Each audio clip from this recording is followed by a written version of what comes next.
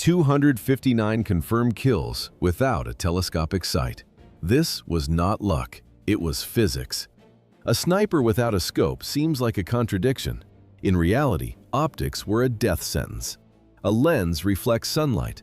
A scope forces a shooter to raise his head 3 centimeters higher. In the white silence of the Finnish forest, 3 centimeters meant a bullet in the brain. Simo Häyhä understood the technology of invisibility. He joined the Finnish Civil Guard at 17. By 1939, he was a master of the pistikorva. This was a Finnish variant of the Mosin-Nagant rifle. Its name meant spitz because the front sight looked like a dog's ears. Why did he pack snow into his mouth? To hide his breath. At -40 degrees, every exhale is a white flare. One warm cloud of steam reveals the position. Häyhä kept ice against his palate until his mouth went numb. No steam, no thermal trace. The Soviet eye detects movement in 0.1 seconds. Häyhä remained motionless for hours.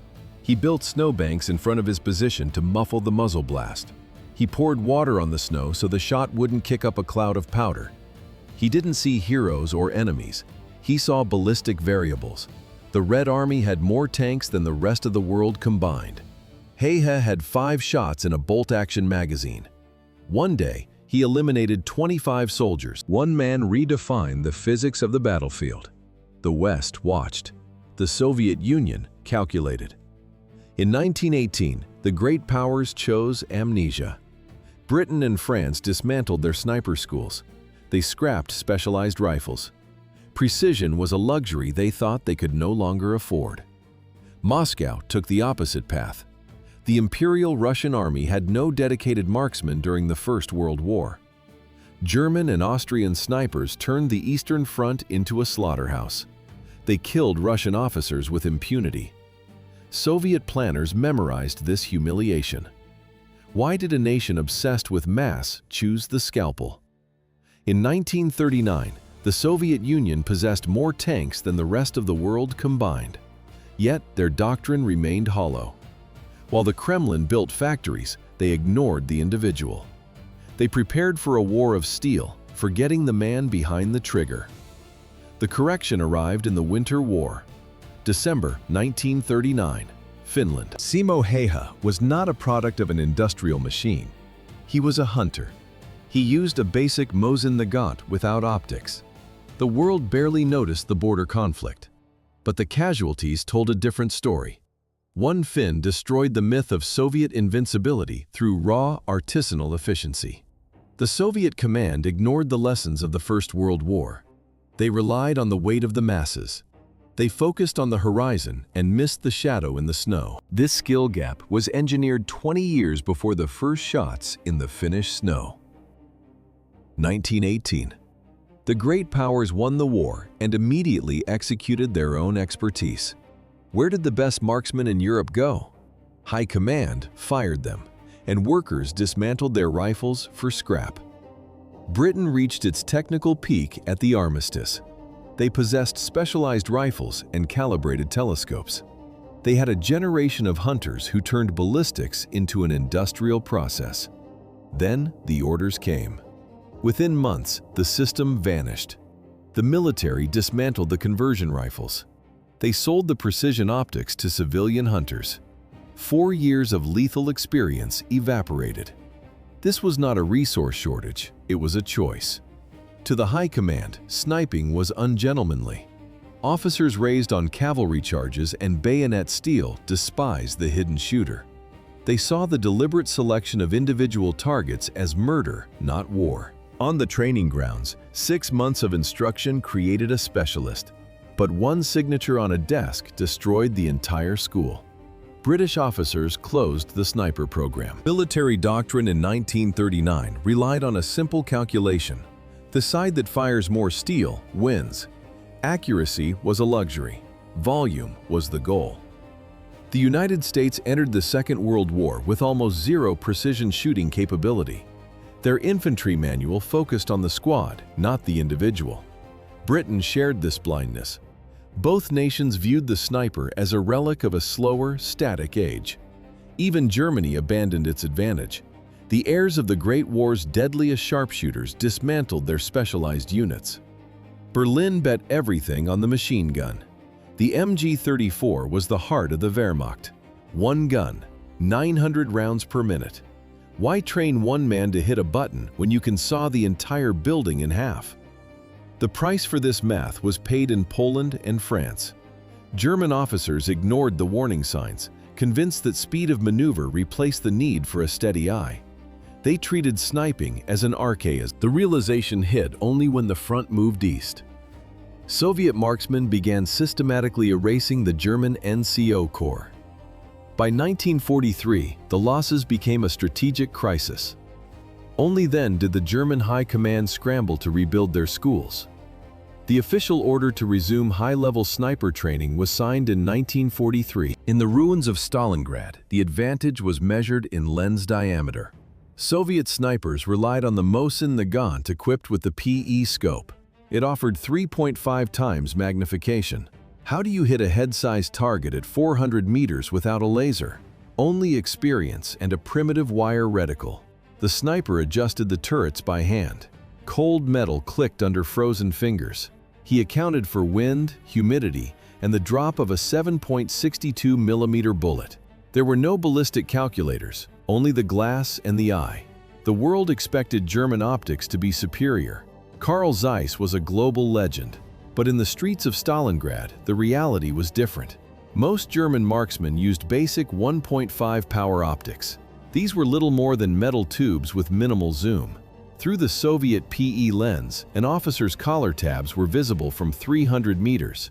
Through the German glass, that same officer was a blurry gray shape. The Soviet shooter didn't just see a target, he saw a choice. This made the war personal. Artillery was luck. A sniper was a decision. One man looked through the glass, identified a face, and chose to end the life. Death depended entirely on the angle of view. 259. This is the confirmed body count of a single rifleman. It represents the destruction of 2 full infantry companies. Simo Häyhä operated with the precision of a cold machine. He rejected optical sights. A scope forced the shooter to raise his head, increasing the silhouette. In the Finnish winter, glass fogged or betrayed the position with a stray sun glint. Häyhä used iron sights. He packed dense mounds of snow in front of his barrel to swallow the muzzle blast. He kept snow in his mouth. One exhale of warm vapor could mean a Soviet counter-volley. He took his position before dawn. He remained motionless until after sunset. The Red Army faced a ghost they called Ballistics Smrt, the White Death. To kill one man, the Soviets abandoned surgical strikes for industrial destruction. They deployed specialized counter-sniper teams. They sprayed entire forest tree lines with heavy machine guns. When that failed, they called in massed mortar strikes and divisional artillery. The cost of a single artillery barrage exceeded the price of a sniper's equipment by thousands of times. The hunt ended on March 6, 1940. An explosive bullet struck Häyhä's lower jaw. Half of his face disappeared. He regained consciousness on the day the peace treaty was signed.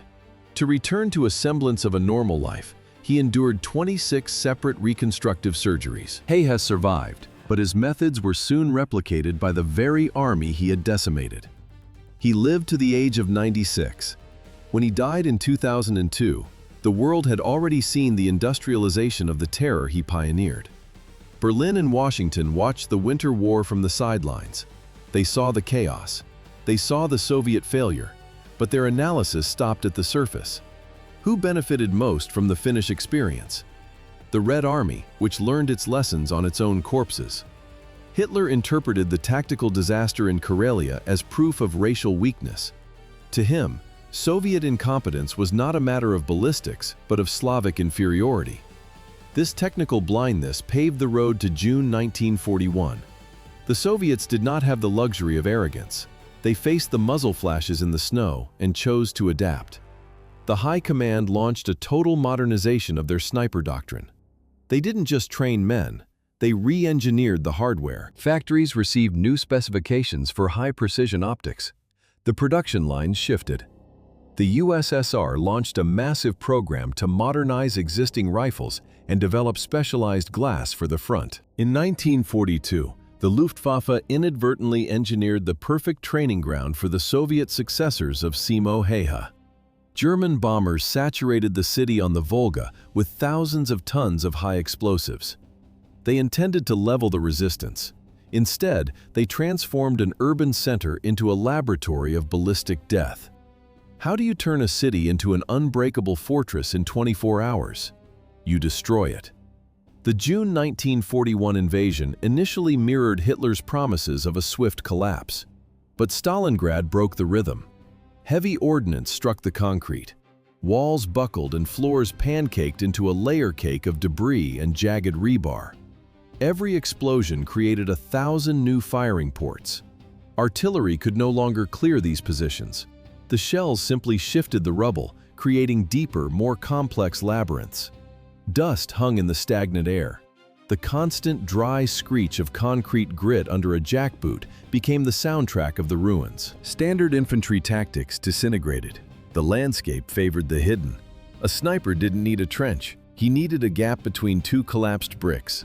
A single rifleman could now freeze an entire company for hours. German high command watched their blitzkrieg stall in the wreckage. They lacked the doctrine for this environment. They lacked the patience. The struggle devolved into a primitive, subterranean slaughter.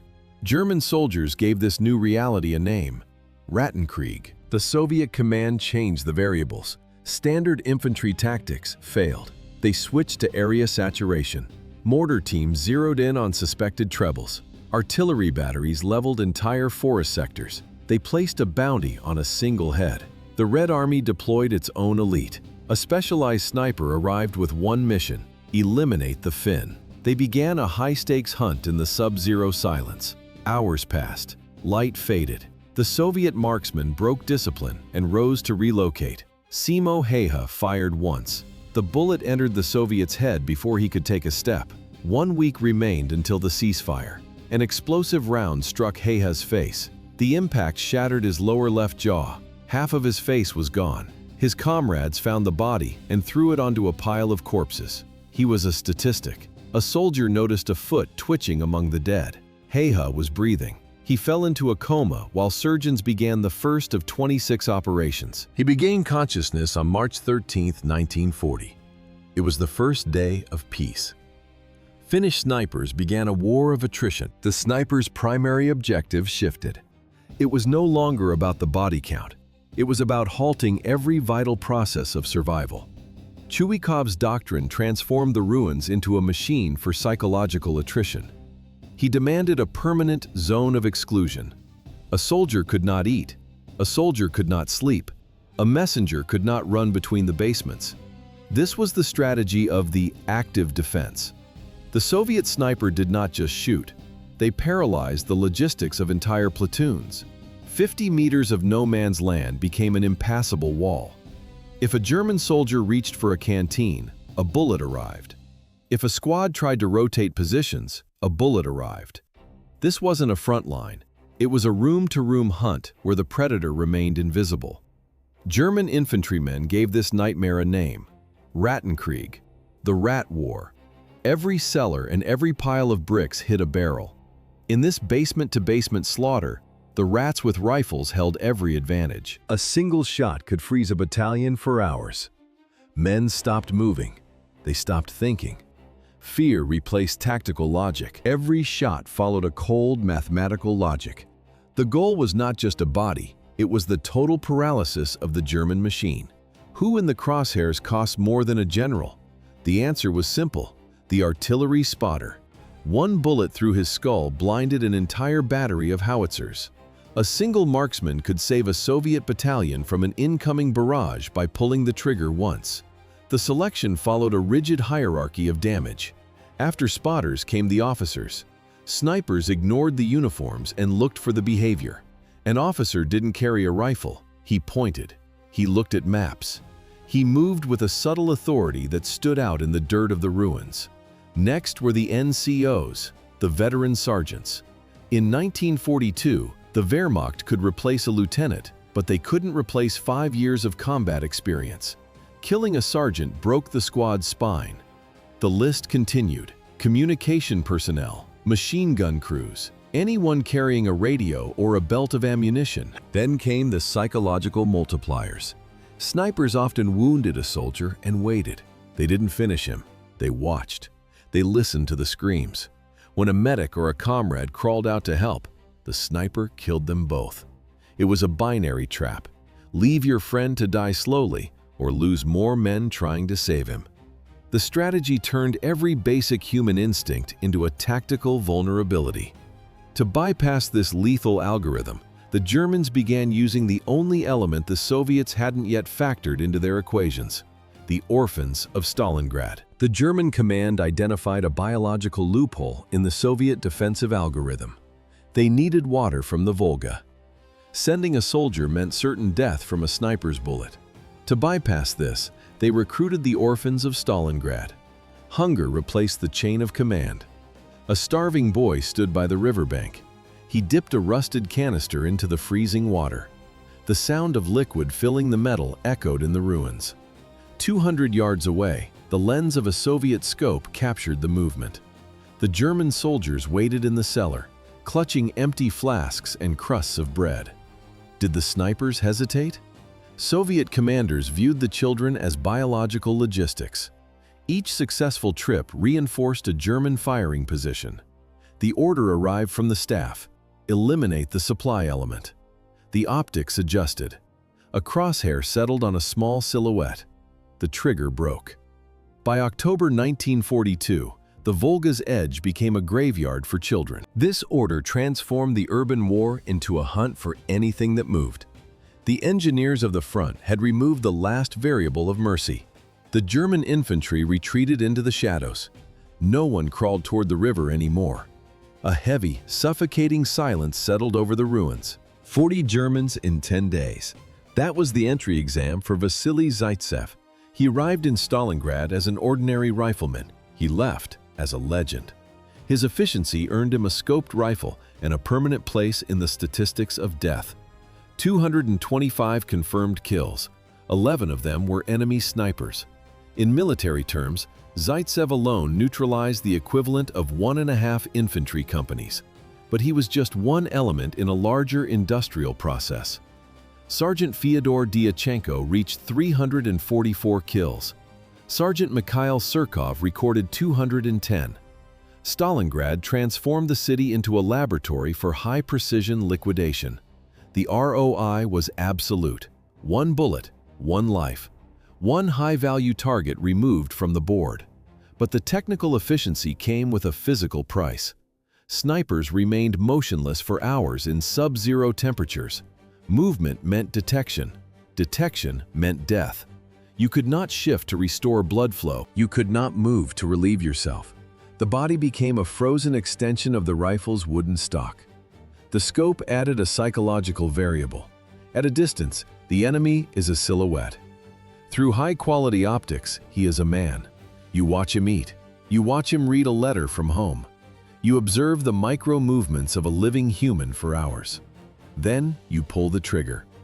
The capture of a sniper followed a specific protocol. Both sides viewed them as murderers, not soldiers. A scoped rifle was an immediate death sentence. Most survivors never spoke of the war again. After the victory, Vasily Zaitsev worked as a director of a textile factory in Kiev.